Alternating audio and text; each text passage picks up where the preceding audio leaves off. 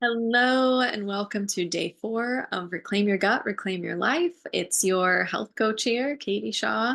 I'm so excited that you are here, you're back and ready to go another layer deeper into your gut wellness. So let's today talk about uncovering the invisible root cause of gut distress. So if you are someone who maybe has been struggling with gut issues for several months, maybe years, or perhaps maybe some gut symptoms just kind of popped up out of nowhere.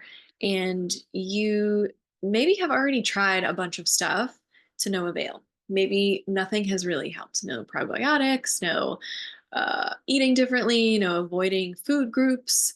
Um, or potentially they've just been going on for so long that you're just not really sure where to turn next.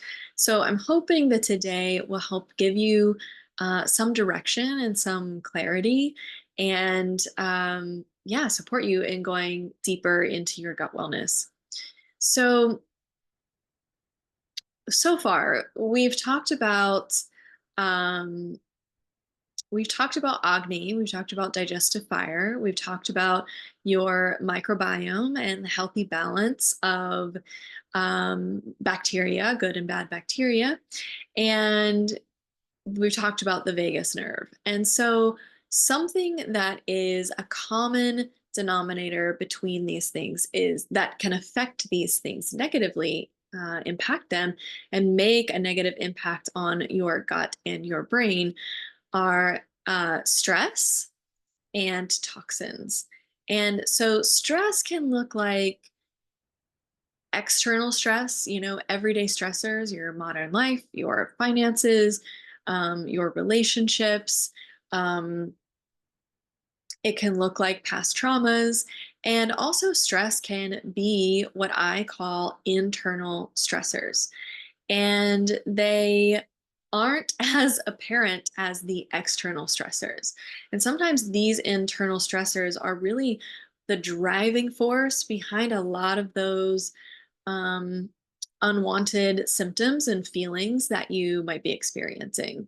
So, for instance, I have seen these invisible underlying stressors when addressed and when eliminated, um, have improved a symptom like anxiety.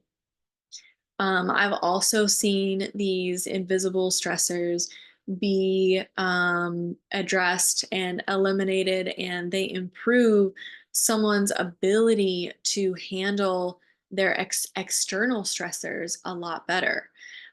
Their mind maybe calms down, they're able to approach their life and just everyday things that need to get done just a little bit easier because the body is feeling a little less pressure from the inside. And I have certainly seen when these things get addressed and eliminated how they impact digestion and those digestive symptoms. Whether that's bloating or gas or constipation or diarrhea or maybe the fluctuation between the two. Um, I have certainly seen all of these things, drastically improve when these underlying stressors are addressed. And, as we spoke about earlier, um, Agni and that importance of a strong digestive fire, um, how that and the microbiome is going to play a role in the strength and what is being communicated on that superhighway of the vagus nerve between the gut and the brain axis. And so you can see all of these kind of start to like come together, and we can see the link between all of these. And so today really is just more of a discussion around um, that these things exist, and it's really important to explore what potential underlying invisible stressors could be making an impact on how you feel. So, you know, even if, right, like a person has eliminated all the inflammatory food groups and or even further, just eliminated all the foods that seem to give them a reaction. Even still, it's kind of like those food groups just get smaller and smaller and smaller because it's not helping, and the issue is persisting. And so that can be, related to two different things. One being the nervous system regulation, and two being possible invisible underlying stressors. So these underlying stressors, another name for them are toxins. So toxins can look like anything that we might be exposed to in our environment, um, and also in our food.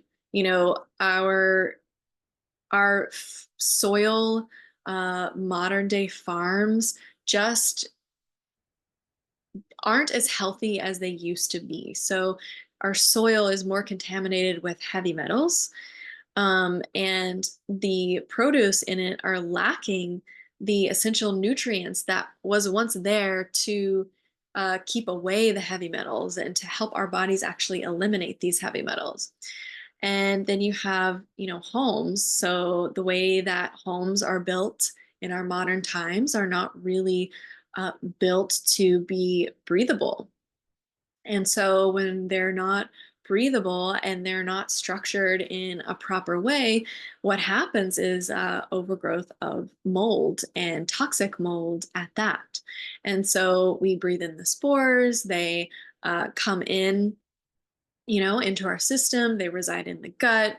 They travel on the vagus nerve into the brain. And so mold can really wreak havoc on that gut brain axis and everything that goes along with it, with the gut brain axis and everything that it contributes to in our health. And then we have something like parasites, where it is mostly believed that when you travel to a foreign country, that you're going to come in contact with parasites in food, but that's just not true.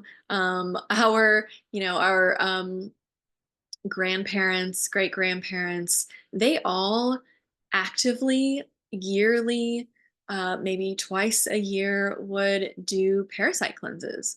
They would drink castor oil, or they would find a way to flush out parasites because they knew that it was an essential part of health and well-being. And it's something that we just don't have a practice of anymore. And so, um, parasites can travel on uh, raw food. They can be in animal products. They can even be in our drinking water. So there are many ways that we can come into contact with parasites. And then we have other, common things like viruses, bacterias that also we're human beings, right? We are walking bacteria, but sometimes we just come overburdened with these. And so it's important to not really get into a fear state about it, because these are in our environment. These are things that we're going to come into contact with, and that's perfectly normal, and it's part of our everyday existence. There's nothing that we can do to 100% avoid these, but what we can do is support our body and support our gut in ways to helpfully eliminate them. And that's, again, by making sure digestion is moving and flowing out, healthy agni, healthy fire, so we're able to break down those toxins and move them out, keeping a healthy microbiome, in check, keeping the vagus nerve toned and strong. And then there's this other piece of addressing the root cause, and that might be through herbal protocols, it might be through homeopathics. These are things that I personally like to work with when I'm working with someone, helping them address these underlying toxins. And one of the most effective way that I personally have found through my own health, was my first own discovery, and then I started using it with clients, is bioenergetic testing. And it just allows you to get a really clear picture on how stressed your organs are, your underlying stressors, how stressed your overall system is, where your nutrient deficiencies are, including that agni, um, and other imbalances, hormonal, nutrient deficiencies. Um, And then it looks at the toxins, the underlying toxins that are there, that are the invisible toxins contributing to that stress. And it really helps put these puzzle pieces together. You really get to see a clear picture of potential contributors to the overall stress that you're feeling. So I've put a link below in this email that you can read more in depth about it. Feel free to reply back to this email, ask me any questions you want to. You'll also find a discount code on that link when you go to read a little bit more about it. And I just really encourage you to explore this and really take it into consideration. Um, when it comes to improving your gut health. And feel free to reach out to me anytime. I'm really here to support you. And oh, we have one more day left. So I am really excited about tomorrow. I feel like I'm kind of saving, the best for last. And yes, you'll definitely want to open up the email tomorrow, and we're going to dive right into it, our last piece in this 5-day mini course. So thank you so much for being here. Have a wonderful day, and I wish you so much healing.